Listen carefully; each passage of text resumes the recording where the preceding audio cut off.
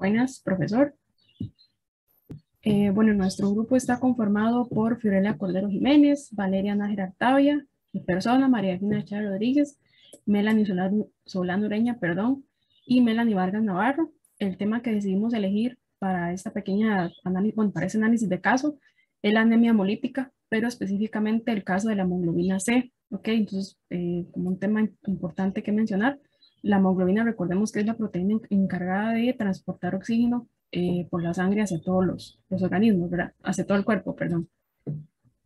Ok, específicamente anemia hemolítica, esto se refiere a la patología que ocurre en el cuerpo, que lo que va a suceder es que no hay suficientes glóbulos rojos, porque se da un proceso de hemólisis. Hemólisis quiere decir la ruptura de los glóbulos rojos, ¿verdad? Eso es lo que quiere decir hemólisis.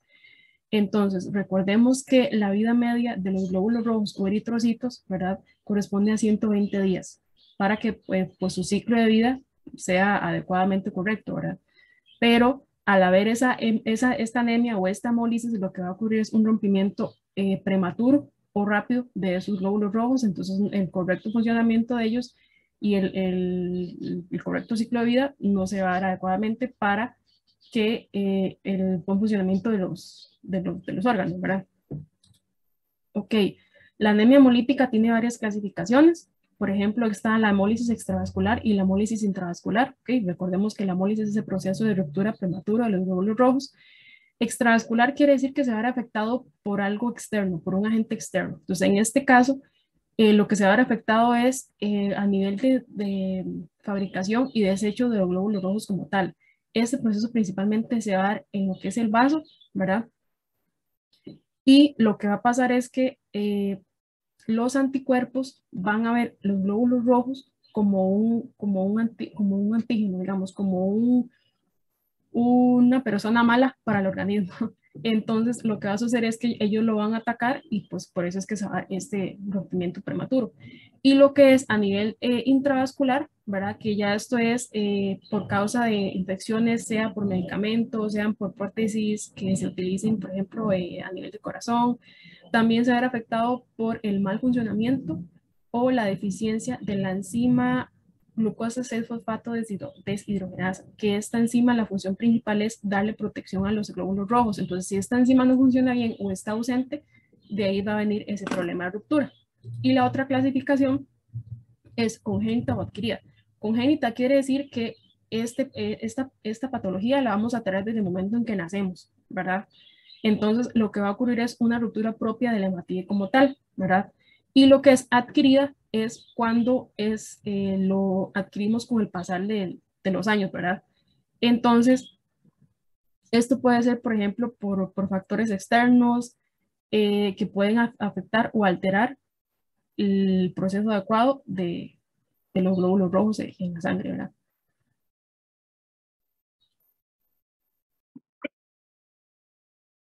Bueno, yo voy a hablar un poquito acerca de lo que es la hemoglobina C. Esta hemoglobina C se dice que es una variante de la hemoglobina y se diferencia porque el aminoácido lisina es sustituido por glutamato en la cadena beta. Esta patología de hemoglobina C es hereditaria y se dice que las mutaciones pueden ser a causa de modificación evolutiva por factores externos como lo es la malaria. En pacientes que son heterocigotos para la hemoglobina C se dice que son asintomáticos, no presentan ninguna manifestación, mientras que los pacientes que son homocigotos se dice que presentan anemia hemolítica crónica. Se dice que esta mutación hace que la hemoglobina C sea menos soluble que la hemoglobina A. Entonces esto lleva a la producción o formación de ciertos cristales. Y esto induce a que se incremente lo que es la viscosidad de la sangre y también a que disminuya la vida útil de los eritrocitos. Como causas de la anemia hemolítica a nivel bioquímico, la anemia hemolítica, ¿verdad? Se da porque hay una deficiencia de la enzima glucosa 6-fosfato deshidrogenasa. Esta deficiencia lleva también a lo que es una insuficiencia de NADPH en glóbulos rojos y se dice o se explica que un exceso de especies reactivas de oxígeno inducen a lo que es la oxidación de sulfhidrilo y esto lleva a la deficiencia de dicha enzima. Entonces también es importante, ¿verdad?, para los glóbulos rojos mantener el potencial redox de las células, así como la eliminación de estos especies reactivas de oxígeno. Y cuando hay un incremento en la producción de NADPH es porque esa enzima, la glucosa 6-fosfato deshidrogenasa, está activa en respuesta a lo que es el estrés oxidativo. Entonces eso ayuda a que se elimine la producción de especies reactivas, o bueno, no que se elimine, sino que se reduzca la producción de especies reactivas de oxígeno y moléculas oxidadas. Buenas, mi nombre es Melanie Vargas y yo le voy a hablar acerca de la genética y de la síntesis de la hemoglobina C. En sí, la genética y la síntesis de la hemoglobina C está dado en la expresión genética y el contenido de HB que acompañan la diferenciación de las unidades formadas de colonias eritroides, UFC-E, en precursores eritroides. Cada una de estas cadenas polipépticas de la HB cuenta con sus genes propios. Todos los genes funcionales de la globina comparten una estructura general que consiste en 3 secuencias codificadores y 2 sectores interpuestos, que son una secuencia que no se traducen.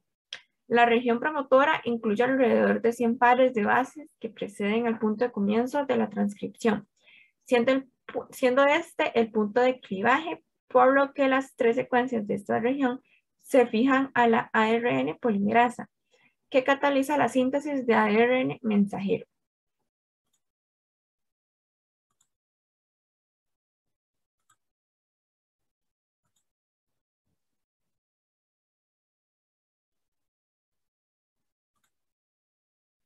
Okay. Existen 2 secuencias de claves para la iniciación de la transcripción. Tenemos TATA y C y CAT, que estas son las mutaciones que las áreas limitan la transcripción de ARN mensajero. La porción distal del tercer exón, que sería AATAAA, que este sería el que finaliza la transcripción. La transcripción primaria del ARN mensajero incluye copias de toda la secuencia del ADN genómico antes de su transporte al citoplasma, que procede por un clivaje de uno de los extremos y hay una separación de las secuencias transcritas de los intrones y poliadenilación de otro extremo. Este último paso es esencial en el transporte y estabilización del citoplasma del ARN mensajero. Por lo tanto, la causa más común de las hemoglobinopatías es la mutación puntual. Es decir, que hay una sustitución de un nucleótido de ADN por otro, lo que modifica el código genético y puede inducir un cambio en aminoácidos de la globina resultante. Esto indica un ejemplo de la anemia hemolítica, donde se reemplaza el ácido glutámico por una valina en el aminoácido.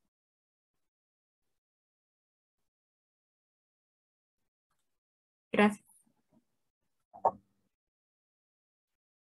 Bueno, con respecto al diagnóstico de la enfermedad, si la anemia es leve, es posible que no se presente ningún síntoma, por lo que es más complicado diagnosticar, pero si el problema se desarrolla lentamente y se da la presencia de los primeros síntomas, como sería el sentirse débil o cansado, más de lo acostumbrado, se da un dolor de cabeza y problemas de concentración, la anemia empeora y el paciente puede presentar mareos al ponerse en pie, color de piel pálido, dificultad para respirar, lengua dolorida e incluso agrandamiento del vaso. Por lo tanto, el diagnóstico es más fácil de realizar y por medio de este se pueden realizar las pruebas necesarias.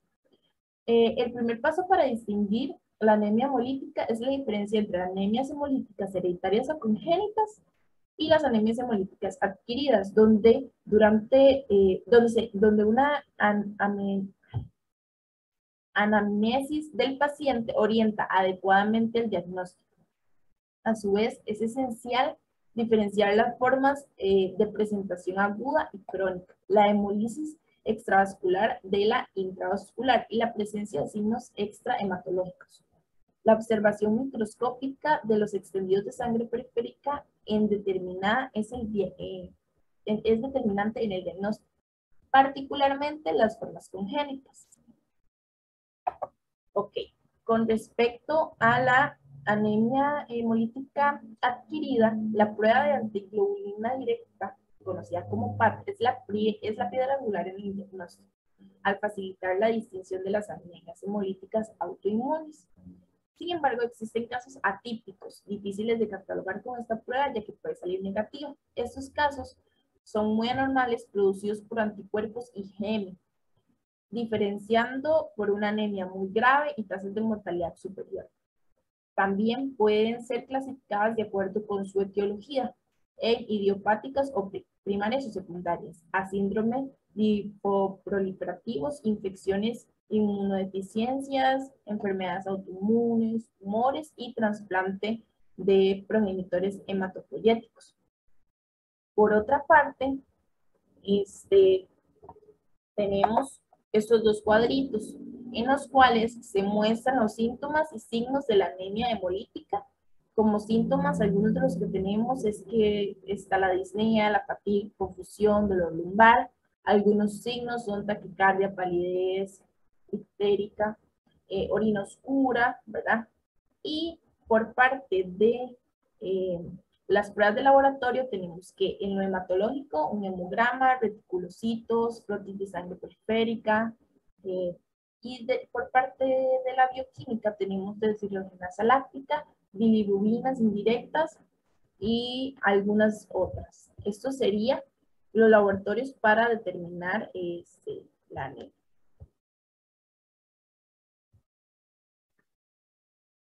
En la parte de tratamiento podemos encontrar la parte farmacológica, que el paciente suele requerir más que todo lo que es hospitalización y en ocasiones transfusión de sangre.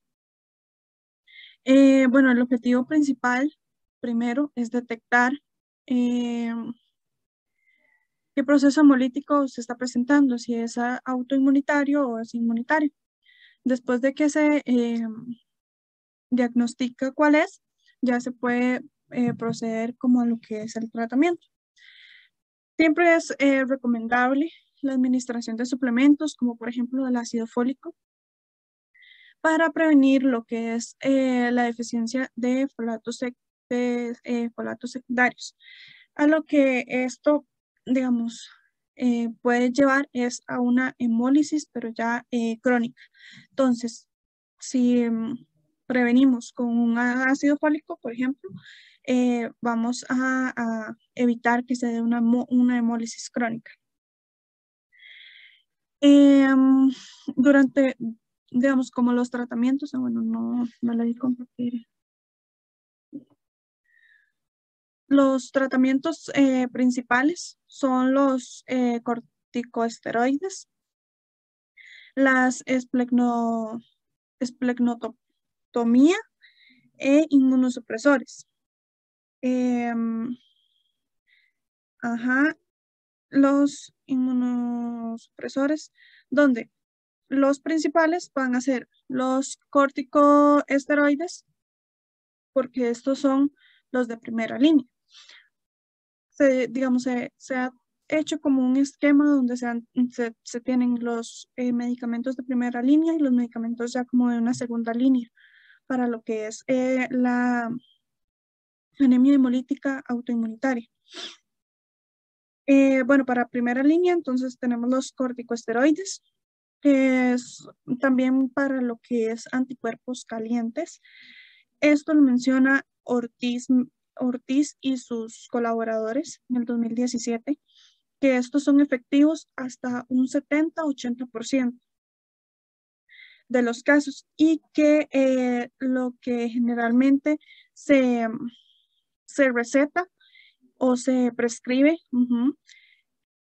son las prednisolonas, que más o menos es como con una dosis inicial de 1 a 1.5 miligramos entre kilogramo al día. Y durante 3 semanas. Esto por 3 semanas, ¿verdad? La prednisolona. Hasta alcanzar una concentración de hemoglobina superior a 10 gramos entre decilitro. Ok. También en otro artículo encontrado se menciona que de un 20 a un 35% de los enfermos no corresponden a tratamientos esteroideos, o sea, los corticosteroides. Entonces, estos pacientes son los que requieren un mantenimiento como más elevado para poder controlar lo que va a ser la hemólisis de los glóbulos rojos. Para que el paciente, digamos, en este caso no tenga que pasar a un medicamento de segunda línea, como por ejemplo la esplenectomía, que esta es más que todo como un procedimiento. Este procedimiento es quirúrgico y lo que se hace es extirpar, o sea, extraer el vaso. O también dice que se utilizan fármacos, como ya lo mencioné hace rato, fármacos inmunosupresores o inmunomoduladores. Dice que también en el artículo de Alfonso y su colaborador en el 2013 menciona que los pacientes que son bueno, a los que se les realiza este procedimiento quirúrgico de quitarles el vaso,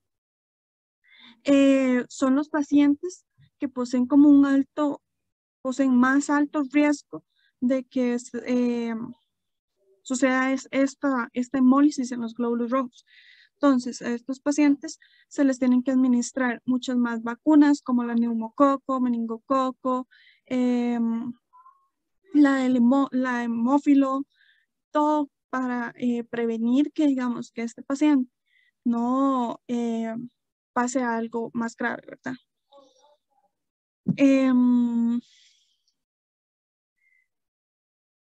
Bueno, también se pueden emplear los ciclofosfamida, que esto es por vía intravenosa. Estos son altas dosis, ya esto también, como lo mencioné, es un medicamento de segunda línea, perdón. Y estas dosis serían más o menos aproximadamente de 50 miligramos entre kilogramo por día y al día. No, perdón, 50 miligramos entre kilogramos al día. Y esto durante más o menos varios días, digamos como unos 2 o 3 días. Y eso sería la parte de tratamiento. Acá en esta imagen se explica un poco mejor lo que yo acabo de decir, los medicamentos de primera línea, segunda línea, y cuáles son resistentes y cuáles son. Estas son las referencias bibliográficas que utilizamos para realizar el trabajo. Y bueno, muchas gracias por la atención.